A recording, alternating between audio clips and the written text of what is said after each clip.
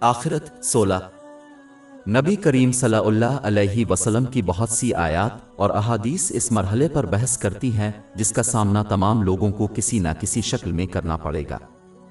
جیسا کہ یہ ناگزیر ہے، مسلمانوں کو اس کے لیے تیاری کرنی چاہیے، کیونکہ قبر کی روشنی یا اندھیرا قبر سے ہی نہیں آتا۔ یہ اس کے اعمال ہیں جو تو اس کی قبر کو تاریک اور روشن کر دیتے ہیں۔ اسی طرح یہ اس کا عمل ہے جو اس بات کا تعین کرے گا کہ اسے قبر میں عذاب اور رحمت کا سامنا کرنا پڑتا ہے۔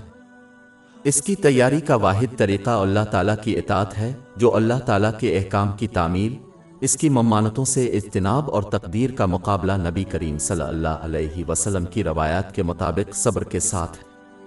اس پر یہ اس بات کو یقینی بنائے گا کہ کوئی شخص ان نعمتوں کو استعمال کرے گا جو انہیں عطا کی گئی ہیں ان طریقوں سے جو اللہ تعالیٰ کو خوش کرتے ہیں۔ مسلمان اکثر اپنے رشتہ داروں اور دوستوں کو دفنانے کے لیے قبرستانوں کا سفر کرتے ہیں، لیکن بہت کم لوگوں کو یہ احساس ہوتا ہے کہ ایک دن جلد ابدیر ان کی باری آئے گی۔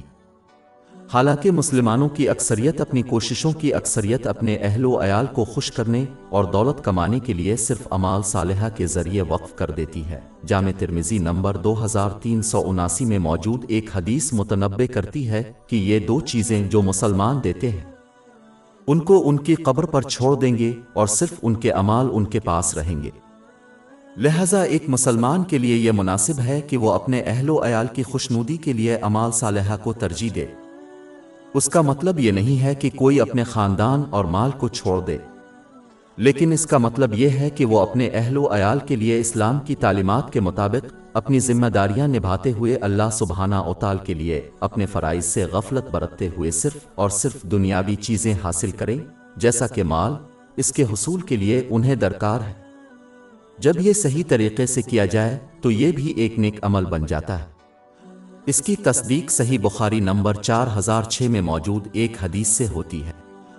دنیاوی چیزوں جیسے اپنے اہل و عیال مال کی خاطر اللہ تعالیٰ کے فرائض کو کبھی ترک نہیں کرنا چاہیے، کیونکہ اس سے وہ نعمتوں کا غلط استعمال کرے گا۔